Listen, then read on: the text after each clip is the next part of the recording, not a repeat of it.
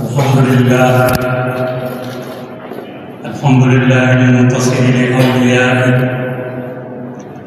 المنتقم من أعدائه المقدس بصفاته وأسمائه لا يعزب عنه مثقال ذرة في أرضه ولا سمائه. أشهد أن لا إله إلا الله وحده لا شريك له شهادة أدخرها ليوم لقائه، وأشهد أن محمدًا عبده ورسوله خاتم أنبيائه وصفوة رسله وأمنائه، وعلى آله وصحبه الذين جاهدوا في سبيله. اللهم فصل وسلم وبارك على هذا النبي الكريم والرسول العظيم سيدنا محمد وعلى آله وصحبه أجمعين. أما بعد، فيا عباد الله، أوصيكم ونفسي بتقوى الله فقد فاز المتقون، وأحثكم على طاعة الله وطاعة رسوله لعلكم ترحمون. قال الله تعالى في القرآن الكريم وهو أصدق القائلين: أعوذ بالله من الشيطان الرجيم. يا أيها الذين آمنوا اتقوا الله حق تقاته ولا تموتن إلا وأنتم مسلمون. صدق الله العظيم. Sinimna masalah lebih ke hadirat Ripatlah ini dan dia dipanas dari tanra asyukur kekelau di sisi harajan wasewat Wamiya de'ena angkana kutu pamasena baik pamasena ita mata makuto paro de'ena ita mata salawat dan yang pasalama Masjid Laurina Dukkan Muhammad Sallallahu Alaihi Wasallam Nabi Tiruangi kita dalam ku Nato salamat lino akhir Hadir melebih selaku hati saya berwasiat mari kita bertakwa kepada Allah Subhanahu wa Ta'ala. Pada launi mai atau pada mikau launi Allah Ta'ala di dalam daya waktu masyarakat berbinasa dan mengerti ayat merbina Allah Ta'ala di dalam surah At-Taghabun ayat 8 Allah Subhanahu wa Ta'ala berfirman, "Fa'aminu billahi wa rasulihi wan nuril ladzi anzalna wallahu bima ta'maluna khabir." Bertuanna pada atap kelori Allah Ta'ala dan nyari subona dan wan nuril ladzi anzalna, cahaya yang telah kami turunkan. Dalam kitab-kitab tafsir disebutkan bahwa an-nur yang dimaksud dalam ayat ini adalah Al-Quran. Ada yang lebih memang karena kemuliaan Al-Quran terlalu banyak namanya, bahkan fungsi-fungsinya. Kalau kita baca kitab-kitab ulumul Quran, ada kurang lebih 50 nama sekaligus fungsi Al-Quran. Tetapi di dalam Al-Quran yang paling selalu kita dengarkan nama Al-Quran ada 5. Yang pertama adalah Alkitab, yang kedua Al-Quran, yang ketiga Al-Furqan, yang keempat Ad-Dzikr, dan yang terakhir adalah An-Nur. Jamaah yang dimuliakan oleh Allah, pada kesempatan yang berharga ini saya hanya ingin mengaitkan nama Al-Quran dengan An-Nur, cahaya, apa. Begitu istimewanya Al-Quran, maka orang-orang tua dulu ketika hendak membawa anaknya belajar Al-Quran, maka ada prosesi antara lain. Karena keterbatasan waktu, maka orang tua membawa anaknya untuk diajari mengaji kepada gurunya dengan mendampingi dan membawa anaknya langsung, bukan anaknya yang disuruh langsung ke gurunya, tetapi orang tua membawa anaknya. Dan ini adalah kearifan lokal kita Bugis yang hari ini sudah mulai tergerus, bahkan sudah mulai ditinggalkan. Hadirin lebih, kenapa orang tua membawa anaknya ketika hendak diajarkan Al-Quran atau diajari mengaji oleh gurunya? Angka biasa nak pak jatangnya anak-anak tumatuan lau di guruna. Apa yang dimaksud ipat jatang? Seakar kata dengan majettah. Yang dimaksud majettah adalah orang yang amanah, orang yang senantiasa memelihara tanggung jawab, dan itulah guru. Maka orang tua ketika membawa anaknya untuk diajari mengaji, istilahnya dalam tradisi lokal kita Bugis, ipak jatani anak lau diguna. Orang tua mengamanatkan, memberi tanggung jawab penuh kepada guru untuk diajarkan mengaji anak-anaknya. Jemaah yang dimuliakan oleh Allah, itulah sebabnya orang tua tidak ada yang protes kalau ada anaknya yang disanksi oleh gurunya karena melanggar.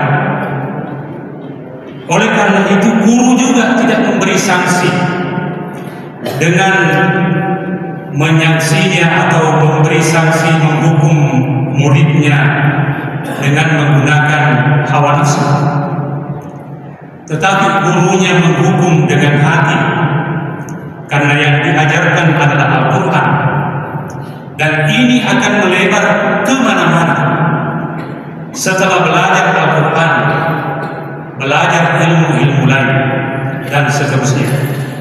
Dan adab ini terus dilekatkan ketika pembelajaran selain Al-Quran.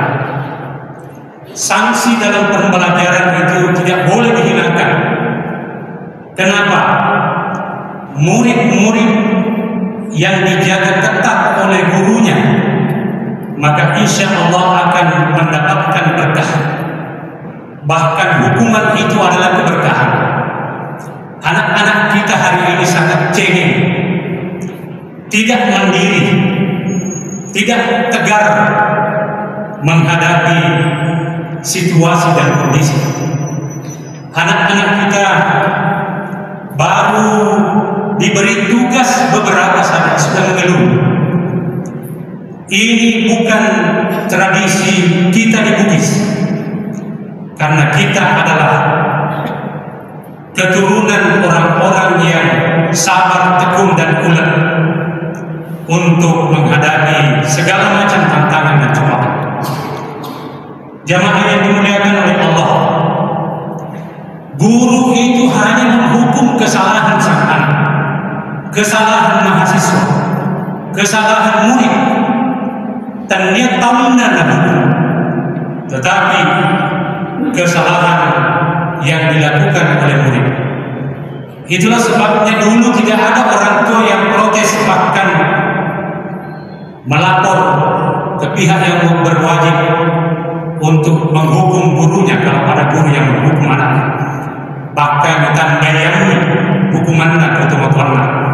Kenapa? Karena sudah ipak jatang tomatoi pun jatang anak-anak lauri guna. Jamaah yang dimuliakan oleh Allah, bahkan dalam pembelajaran Al-Quran, saking mulianya Al-Quran, lenyap di sebahagian apalagi tempat untuk mengalasi Al-Quran. Apa langgar? Apa maksudnya? Bahkan diganti dengan bantal. Maksudnya bantal adalah tidak ada yang terbati kecuali hanya kepala yang berada di atas dan dimuliakan oleh manusia. Itu simbol bantal angkandungan, adalah simbol kemuliaan dan pemuliaan terhadap Al-Quran. Yang kedua, ketika anak-anak mengaji, diajarkan oleh gurunya mengaji, maka ada lagi alat tunjuk namanya adu cening yang dipakai untuk menunjuk. Apa maksudnya? Orang-orang tua dulu kita tidak banyak bicara, tetapi pangkokenna sangat dalam dan simbol-simbol itu sangat dalam. Antara lain adu cening. Sebenarnya adu cening itu sebagai alat tunjuk untuk membaca Al-Quran, agar kita tidak bersentuhan langsung dengan Al-Quran. Dan yang kedua, simbol supaya orang yang mengaji, mahasiswa, murid, anak mengaji selalu macening-atinna tertarik untuk cinta kepada Al-Quran. Jemaah yang dimuliakan oleh Allah, bahkan ya kudega ada cening dipakai mak tunjuk, mak jelok Al-Quran ketika kita membaca Al-Quran. Maka kita menggunakan telunjuk, tapi telunjuk itu tidak dibuat meninggi Al-Quran, tetapi kebacongan. Apa maknanya? Maknanya ini adalah kita tidak boleh menyentuh Al-Quran, jangan sampai kita berhadas ketika membaca Al-Quran. Dan yang menyentuhnya adalah bukan batinul kaffi, telapak tangan kita, tetapi kuku kita yang menyentuh Al-Quran. Filosofi yang ketiga adalah ketika kita menunjuk Al-Quran, maka Al-Quran itu seolah-olah yang membaca selalu berdoa, mapala dari Allah Ta'ala, maka dayaru akunna ma'barakat mancaji apatiron lauri alena letuk lau rito ega. Agar melebih. Inilah sebabnya orang-orang tua dulu ketika mengaji tidak ada yang instan. Kita mengaji bertahun-tahun hanya Al-Quran kecil, Al-Quran yang juz 30. Bahkan kita ulang-ulangi Al-Quran huruf demi huruf, mengijaga semua. Apa maknanya? Karena orang tua kita dulu sangat akrab dengan tasawuf. Huruf-huruf Al-Quran itu adalah cahaya. Dan itu pengakuan Allah dalam Al-Quran seperti ayat yang dibaca di surah At-Taghabun ayat 8. Wan nuril ladzi anzalna, dan nur atau cahaya yang kami turunkan, yaitu Al-Quran. Semakin kita membaca huruf-huruf hijaiyah di dalam Al-Quran, maka semakin banyak potensi untuk kita mendapatkan cahaya, barakat di dalam mempelajari Al-Quran. Itulah sebabnya dulu orang tua kita selalu kalau kita tamat, kita melanjutkan membaca Al-Quran dan menamatkan Al-Quran. Pura sikit teman engkaya masyarakat baca, pura sikit masyarakat baca mata jawab dan teman lalu dan seterusnya. qiraah dan seterusnya. Karena mempelajari Al-Quran tidak ada tamatnya. Sesuai dengan istilah tamat, tamat adalah ketika kita sudah berhenti di minal jinnati wan nas, maka kita melanjutkan kembali di surah Al-Fatihah, bahkan dilanjutkan 5 ayat di surah Al-Baqarah sampai wa ulaika humul muflihun. Itu simbol bahwa membaca Al-Quran atau belajar tidak ada hentinya. Tamat artinya berhenti, tetapi untuk melanjutkan kembali. Itulah sebabnya Nabi mengatakan al-halu wal murtahil adalah seperti kalau kita membaca Al-Quran, orang yang berjalan, kalau sudah capek berjalan maka kita singgah di sebuah terminal untuk istirahat sejenak, lalu kemudian kita melanjutkan perjalanan kita. Seperti itulah Al-Quran. Kalau seperti ini kita memahami bagaimana caranya mempelajari, membaca Al-Quran, belajar menyebut, mengeja huruf-huruf Al-Quran, insya Allah keberkahan itu akan semakin melimpah dan tidak ada istilah kita lupa bacaan Al-Quran kita. Kita miris melihat perguruan tinggi keagamaan Islam negeri hari ini disibukkan dengan banyaknya mahasiswa yang tidak mampu membaca Al-Quran, bahkan ada yang sama sekali tidak bisa membaca huruf-huruf hijaiyah. Melalui kesempatan khutbah yang singkat ini terakhir, mari kita semua, mulai dari dosen, tendik, masyarakat, terutama orang tua, untuk senantiasa mengecek dan mengontrol kemampuan dan kualitas membaca ayat-ayat Al-Quran anak-anak kita sebelum kita meninggalkan dunia ini, dan anak-anak kita pasti akan melanjutkan perjuangan kita. Kita berhasil kalau kita mampu membuat anak-anak kita cinta kepada Al-Quran, mantap membaca Al-Quran, memahami nilai-nilai Al-Quran. Yang saya sampaikan ini adalah memang kearifan lokal kita, Bugis, tetapi itu diambil dari saripati Al-Quran surah Al-Fatihah. Seperti hari ini ada kurikulum cinta, sebenarnya adalah keluar dari pemahaman dari intisari dari surah Al-Fatihah, yaitu Ar-Rahmanir Rahim, kurikulum cinta. Mari kita mengajar anak-anak kita dengan cinta.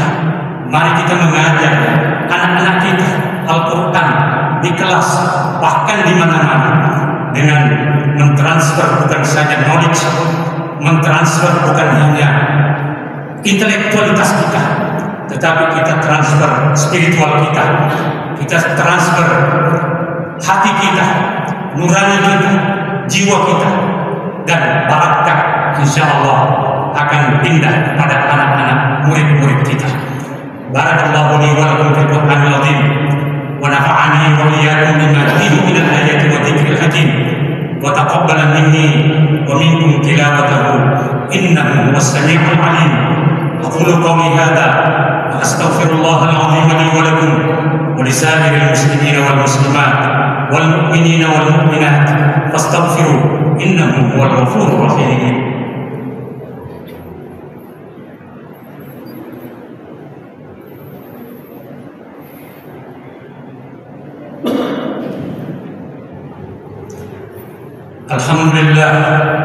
الحمد لله رب العالمين والعاقبة للمتقين ولا عدوان إلا على الظالمين. أشهد أن لا إله إلا الله وحده لا شريك له وأشهد أن محمدا عبده ورسوله. اللهم صل وسلم وبارك على هذا النبي الكريم والرسول العظيم سيدنا محمد وعلى آله وصحبه أجمعين.